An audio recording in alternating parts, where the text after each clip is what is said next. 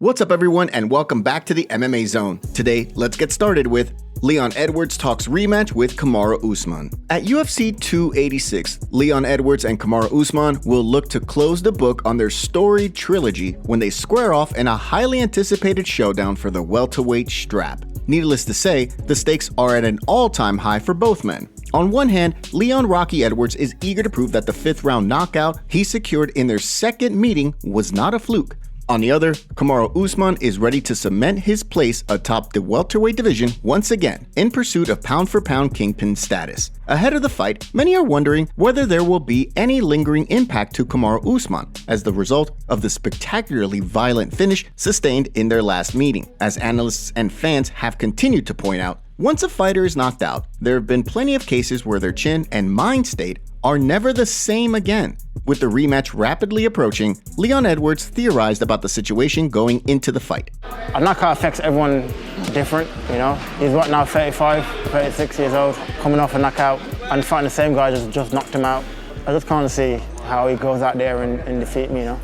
Of course, as Edwards pointed out, he's never lost in the UK. With plenty of support behind him, he finds it hard to imagine a scenario where he loses. At the same time, Stephen Wonderboy Thompson believes that Usman is poised to reclaim the belt at UFC 286. The way he sees things, with Usman ahead on the judges' scorecards prior to the knockout, the odds are that Edwards won't be able to capture lightning in a bottle twice. One of the most interesting aspects going into the trilogy fight is that the last meeting between the pair took place in Salt Lake City, Utah, at Elevation. When they squared off, Edwards won the first round on all 3 judges' scorecards. As the fight progressed, however, many questioned whether he was getting fatigued quicker than normal as a result of the altitude.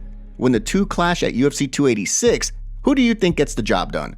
Wonderboy says McGregor is getting back to his roots. When it comes to former 2-division champion Conor McGregor, one of the most discussed aspects of his career is the change in styles. Early on in his career, and most notably in the Jose Aldo fight, McGregor employed a karate stance that saw him gracefully bounce in and out of the pocket in extraordinary fashion.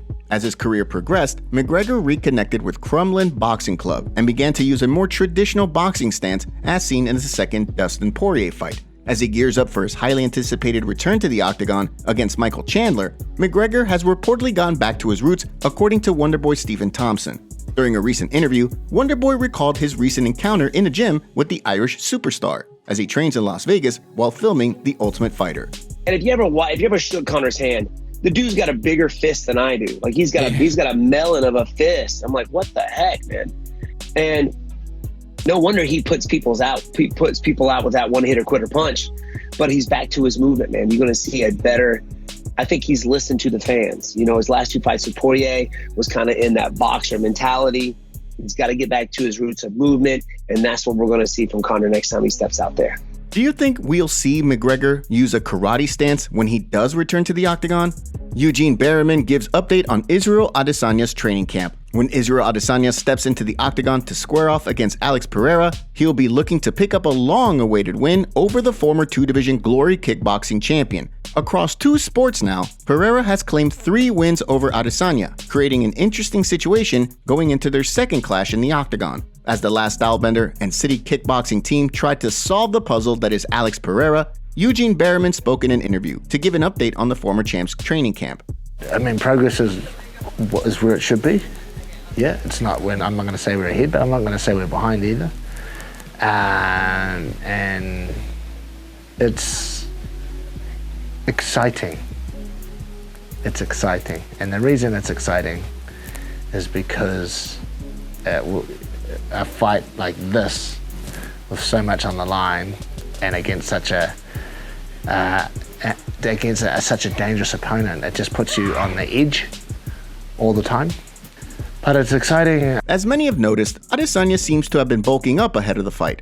Given that he seemed to find success in the limited grappling that took place, there's been speculation that he could look to blend styles and utilize his grappling this time around. When the two meet at UFC 287, how do you see things playing out? Drop your predictions in the comments section below.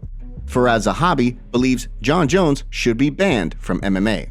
Although heavyweight champion Jon Jones has trained with TriStar Gym's Firas Zahabi in the past, the famed coach didn't hold back recently when discussing Jones's long list of PED violations over the years. During a recent video, Zahabi shut down talk of Jones being the greatest of all time after his UFC 285 win. The way he sees things, in other sports, athletes are stripped of medals for failing as many tests as Jones has. Why is it in cycling if you get caught, they ban you for life and they take all your medals? Everything you ever did in your career is gone. Why in MMA you just get a slap on the wrist? It's important to note that Jones used to train under Zahabi for quite some time prior to challenging for the light heavyweight title. According to Zahabi, he and Jones were really close friends.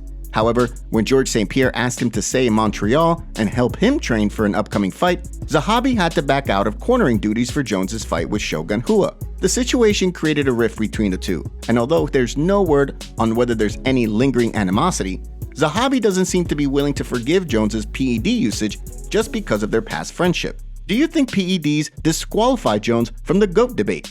Sound off below.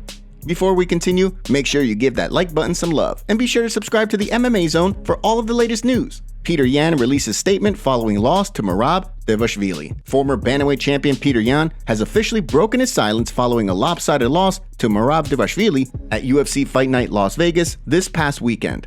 Although Yan was a pretty heavy betting favorite going into the bout, things didn't go his way as his losing streak extended to 3 fights. In the wake of the loss, Yan took to social media with a statement, and from the sounds of things, he was dealing with quite a bit in the lead up to the fight. Although he didn't state what exactly the problem was, it sounds as though he dealt with some things in the build-up that would have made other fighters think about canceling the fight. I couldn't think about canceling the fight, since I was already on the field. I think it was clear that I couldn't even move not to hit. Had to keep my head up. I know I can, and I know better. Need to reboot, make adjustments. The photo was from the training camp in Tiger 7 days before the departure. That day, I thought I could jump and not hit anything in the sky. Thank you all for your attention and understanding. More holidays to come. So far, no word yet on when Yan will look to return to the octagon. However, given the swelling to his eye in the fight, he could be facing a lengthy layoff if he sustained serious damage. Who do you want to see him fight when he returns? Give us your thoughts in the comments section below. And now for our breaking news story of the day. We have Joe Rogan revealing sad news. It was announced today that he is off the commentary team for UFC 286 and Michael Bisping will replace him. It's sad to see that Joe Rogan doesn't travel internationally even when it's a huge pay-per-view card like Kamaru Usman versus Leon Edwards. The fights just don't seem the same when Joe Rogan isn't on the commentary team. Let us know your thoughts on this situation. Michael Chandler predicts epic war against Conor McGregor. As fans anxiously await word on when Conor McGregor and Michael Chandler will step into the octagon, everyone has tried to envision how this fight plays out. During a recent interview, former Bellator MMA lightweight champion Michael Chandler spoke about how he sees things going when the two do finally meet in the center of the cage later this year. I've seen him obviously physically and moving around and stuff. It looks like the leg is healing up great, which is great to hear. He deserves to come back 100%, and we give the world what they deserve, and that's a knockdown, drag-out war on pay-per-view later on this year. And as Chandler pointed out, The Ultimate Fighter Season 31 should wrap up in August, meaning a fight in September or even in October would make sense. With that said, the date largely hinges on when McGregor will re-enter the USADA testing pool. Given that he needs 6 months of testing under his belt before returning to action, the earliest he would be able to fight right now is mid-September. With all of the latest updates on this fight and also taking into account McGregor potentially using his karate stance again, how do you see things playing out when these two finally do meet inside the octagon? Drop your thoughts in the comments section down below. Thank you so much for joining us today. What do you make of what's going on in the fight world? Make sure to like this video and also to subscribe to the channel so you can stay up to date on all of the latest happenings and news from the MMA Zone. See you next time.